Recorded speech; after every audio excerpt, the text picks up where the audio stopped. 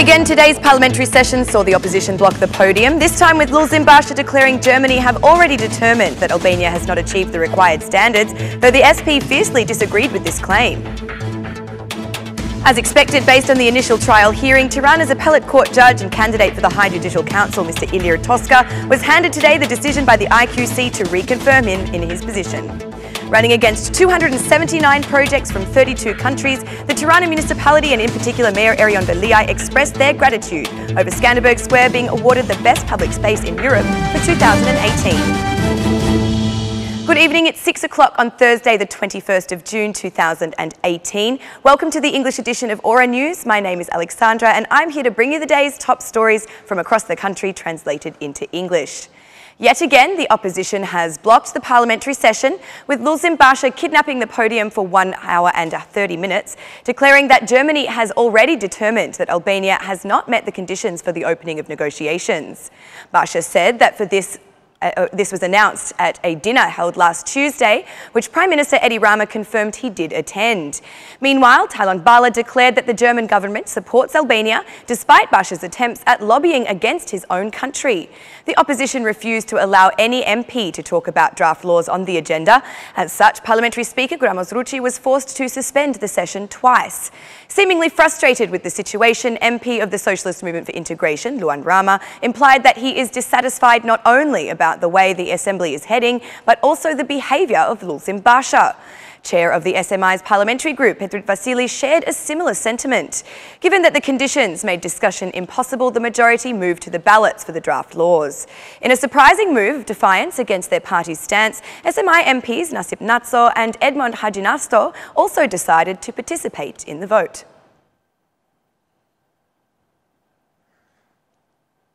On an official visit to Hungary, the President of the Republic, Ilir Meta, was hosted for a special meeting by the Hungarian Prime Minister, Viktor Orban. The head of state expressed his gratitude to the Prime Minister for the significant and unconditional support he has given Albania for the opening of EU membership negotiations.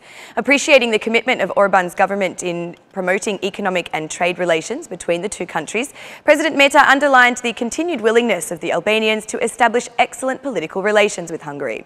President Meta expressed his confidence that the establishment of a direct flight between the two capitals of the two countries and the opening of the Hungarian Chamber of Commerce in Tirana will make this cooperation grow significantly. He added that after 4 years, Albania and Hungary will celebrate the 100th anniversary of the establishment of diplomatic relations with concrete and significant results. Referring to the current NATO partnership and future EU partnership, both focused on the challenges the two countries face. Issues of illegal immigration and the influence of third parties in the Western Balkans region became part of the talk between President Meta and Prime Minister Orban. Prime Minister Orban assured President Meta of his continued support for the government of Albania and the Albanian people, as well as the further strengthening of the historic friendship between the two nations. Orban expressed willingness to promote Hungarian investments in all directions where Albania expresses interest. A week after receiving reconfirmation of office, the head of the Constitutional Court, Bashkim Dedya, spoke to the media about the verdict and the current situation of the institution he leads. A week after receiving reconfirmation, Dedya stated that the law of vetting is tough and to pass it felt akin to being buried alive. Acknowledging that since March this court has not held any hearings, Dedya asserted that there are no clear solutions to filling vacant seats until further steps in the process have been taken. The Constitutional Court has only 3 members now. Though he acknowledges that the current situation hampers justice, the head of the Constitutional Court says the reform is necessary. Currently, there are over 20 cases waiting to be heard by the Constitutional Court.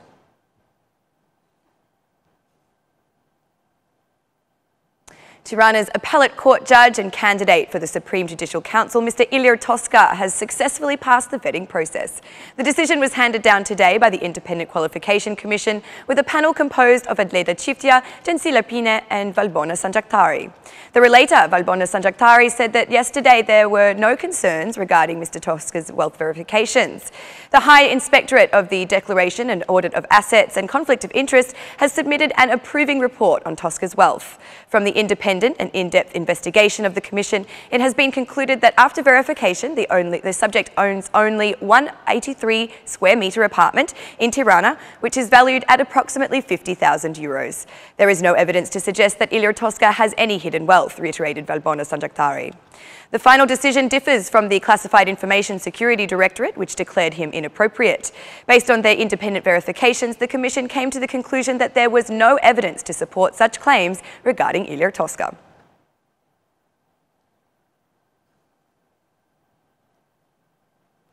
On the third anniversary of Arian Veliai's election as the head of the municipality of Tirana, the mayor has received an incredible prize in Barcelona for the work done on Skanderbeg Square.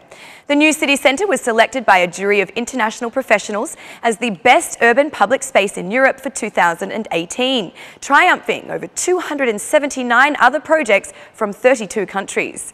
This prize can now be added to the trophy cabinet alongside the award that Skanderbeg Square took at the Chicago Biennial 1 year ago. The jury, made up of the best international architecture experts and headed by Olga Tarasso, praised Skanderbeg Square as a stunning, relaxing, monumental square and a most exciting project. Mayor of Tirana, Arian Veliai, declared such an award as the best possible reward for all involved in the great amount of work done from the design phase to the final construction of the new square. We are all so happy that, in Barcelona today, Tirana received the most prestigious award for public spaces in Europe. We got the prize as the best public space in Europe from over 32 countries and 279 projects. I do not think there is a greater blessing or reward for such a colossal piece of work. This project began back with Eddie Rama and the Tirana municipality team in the year 2000. In 2008, the project was tendered. They started work, but then the project was buried by the new sleeping administration that took over. Finally, it re-emerged as part of the Urban Renaissance project, which has brought about significant transformation across the city, not only in Skanderbeg Square, said the Mayor of Tirana, Arian Veliai. Also, the Mayor underlined that the award that Skanderbeg Square has received is further proof that the new National Theatre, like all other projects attacked by the opposition, is sure to be evaluated later as a huge success. What is next is the Tirana Theatre. I am happy today and I want to thank the actors and architects heartily. The overwhelming majority have expressed, yes, we want a new theatre, but let's negotiate the best version. This is fantastic news. I look forward to the fact that, like Tirana has won these awards and is being rated for all these ornaments of the urban renaissance, the time will soon come to give Tirana a dignified theatre, and all these scenes we are seeing will become a forgotten tale of the past. We have seen this script play out with the square, with the bazaar, with the lake, with the boulevard, but here we are today. If we looked at each other with the same love that Europe sees, we would achieve Europe in Albania.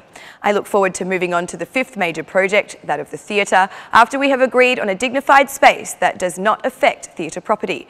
We have found the best way, like the stadium, to give Tirana a theatre without money from the taxpayer, without seizing property, and with triple the amount of space for artists. I believe that it is not so far in the future that we will be receiving prizes also for our new theatre, added the Mayor. International jury member and architectural critic Dutchman Hans Eiblings said that Skanderbeg Square was one of the most exciting projects amongst all of this year's candidacies. Another member of the jury, Peter Kachola of the Frankfurt Museum of Architecture, said that Skanderbeg Square offers the interconnection of a large public space with smaller intimate spaces, such as the oasis of flowers around it, creating an interesting and highly versatile space.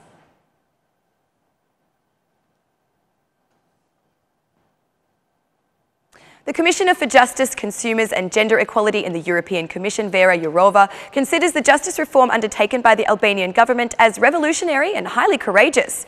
During a meeting attended by the Albanian Justice Minister, Etilda Jonaj, and Commissioner Jourova in Brussels, Commissioner Jourova discussed mainly focused on the justice reform as well as the progress achievements so far in regards to its implementation.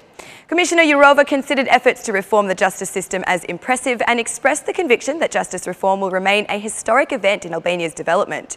She assured Minister Jonaj of the support of the European Commission in implementing the reform, as well as encouraged her further to move swiftly in this direction, announced a statement by the Ministry of Justice. Minister Jornai, in response to the Commissioner's interest, spoke extensively about how new justice institutions will be independent from the impact of politics as a result of the established mechanisms that guarantee the independence of the new organs. She expressed the pleasure of welcoming Commissioner Jourova at the meeting between the Ministers of Justice and Ministers of Interior from the EU countries, as well as the countries of the region, to be held from the 4th to the 5th of October this year in Tirana. This is an expression of appreciation for the progress achieved by Albania so far and the importance of strengthening the rule of law in the Western Balkan region, the ministry explained. The ministers' meeting in October and the visit by Commissioner Jourova will also serve as a good opportunity for signing a cooperation agreement with Eurojust. Such an agreement would help to strengthen the efforts of Albanian authorities in the fight against international organised crime. During the official visit to Brussels, Minister Jornai held meetings with representatives of the Western Balkan Council Group, where she had the opportunity to familiarise herself with the recent results of the justice reform and the fight against corruption. Part of the two-day visit by Minister Jornai involves meeting with the General Director for Enlargement in the European Commission, Mr. Christian Danielson, while holding discussions with civil society organisations in Brussels as organised by the European Policy Centre. And that's the news across the country today. Thank you for watching our English edition this evening, and be sure to join me again every Monday to Saturday at 6 p.m. for the latest news from Albania. Once again, on behalf of Aura News, thank you and good night.